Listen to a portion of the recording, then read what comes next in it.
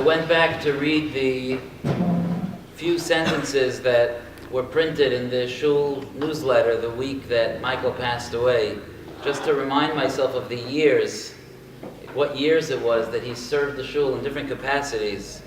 And based on what it says there, he started to serve in some capacity or another in 1987, and he served through 2005 in different capacities. He served as the shul president from 1990 to 1993. And he also became, I think when Ron Sheps was president, he became a lifetime trustee. So he really served until his passing. So today we're going to be affixing a plaque on the yahrzeit board for Michael. And I want to discuss a question that I have sometimes about plaques. You walk around a shul, a yeshiva, any institution, and you see plaques with dedications to different people. And I have to ask out loud a question that I've asked myself in my mind many times. What does that do for the person? What's the point of hanging up a plaque? What's the point of remembering the person in a shul? But Michael is up there in Shamayim somewhere with Hashem, and how are we serving him? By taking a metal plaque that has his name on it and affixing it to the wall of a shul. What are we doing for him? Which leads me to my next question. This is a hard one, because it makes us think about things that life sometimes is so much more blissful if we don't think about. The question is, some of us knew Michael for a really long time when he lived in this world, but now he's at a new address. If you have to send him mail, you would have to reach him at a new address right now. And his perspective in that new location has certainly changed. Anytime we move, our perspective changes. But certainly if we move worlds, that certainly changes our perspective.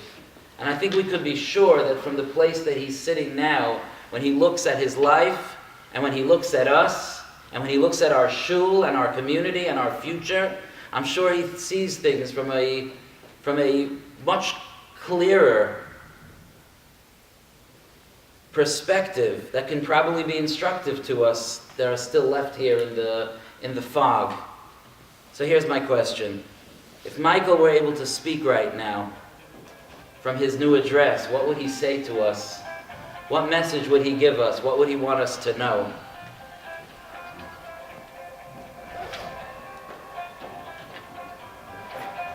And it's impossible to know what he would say, but I would like to imagine what I think he would say if we were able to communicate with him now. And I'd like to think that from his place in Shamayim, he would say to us that upon arriving in Shamayim, he discovered a truth that he knew his whole life, but he discovered it in its pristine truth. And that is that the most valuable thing that a person can do in this world are the things he does for Hashem and the things he does for his Yiddishkeit. That the minyanim that he showed up to those Sunday mornings 14 years ago, 15 years ago, 16 years ago, 17 years ago, when we had to arrange a minyan for Sunday mornings and he showed up with his New York Times in his hand every single Sunday morning to join our minyan, to the hours and hours of board meetings. And some of you know and some of you don't know, but the board right now is this like young, small board. They used to do a lot of emailing, but there was no email then, and it was not a small board. It was a large board. And I've never been to one of those board meetings, but many of you have, and I understand that they took several hours sometimes. And that a lot of energy was expended in those board meetings, trying to do what's best for this shul, trying to make the right decisions for this community. Rabbi Brescher told me when Michael passed away that when Nate Siegel, who's one of the people in charge of Torah Masorah, which is the organization that helped the yeshiva start in Waterbury, when Rabbi Nate Siegel showed up in Waterbury, even recently, he asked about Michael because he remembered how helpful he was in arranging the move and the negotiations with UConn and the city, and he remembered him specifically. Where's Michael Blumenthal? So if Michael was able to talk to us today, and he's at a place that his vision is so clear, and he could see that the most valuable thing that a human being can do are the mitzvahs that he does, and that they carry such enormous weight, and his prestige, and what makes him famous up there in Shemayim are the things he did for his Yiddishkeit, and the things he did for his shul, and that all the other things that distract us in our day-to-day lives, that distract us from our mission, they're not that important up there. It's the real things that are important, the significant, the impact that you make on other people, the kindness that you share with a friend, the smile that you share with someone who's suffering, the energy, the charity, the Torah, the mitzvahs, the minyan, the shul, the involvement in community affairs, that's what carries a person. And all the small things, I think he would tell us, the historian, of course, the man who taught history for 50 years, the historian would tell us that all those little things, the little upsets and insults and the gripes and the haves and the have-nots and all of that all fades away in light of the unbelievable value, the unbelievable treasure of every mitzvah.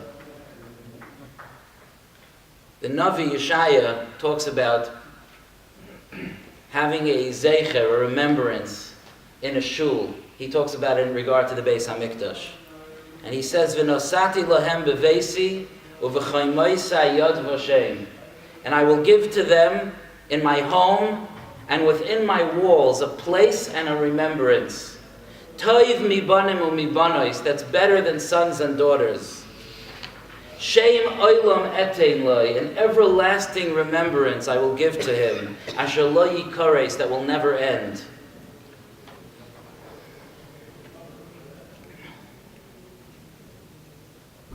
So I think that when we hang that plaque, I think it's a hook that tugs at our hearts.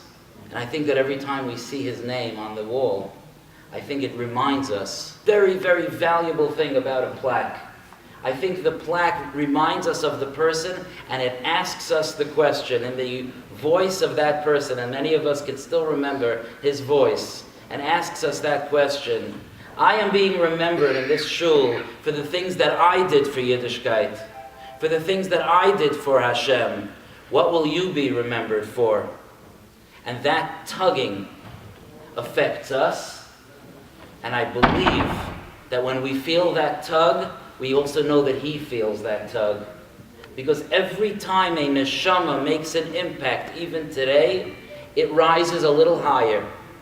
And it feels that tug. So every ounce of inspiration that we have, if any of us will think to ourselves about any improvement, or growth, or change, or development, that we can experience because we're remembering Michael, I think that he'll feel that.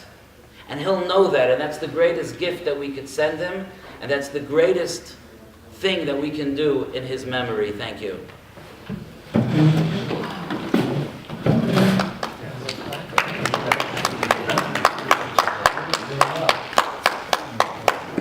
Everybody's invited to join us next door as Rabbi Levine is going to be affixing the plaque to the wall. Here.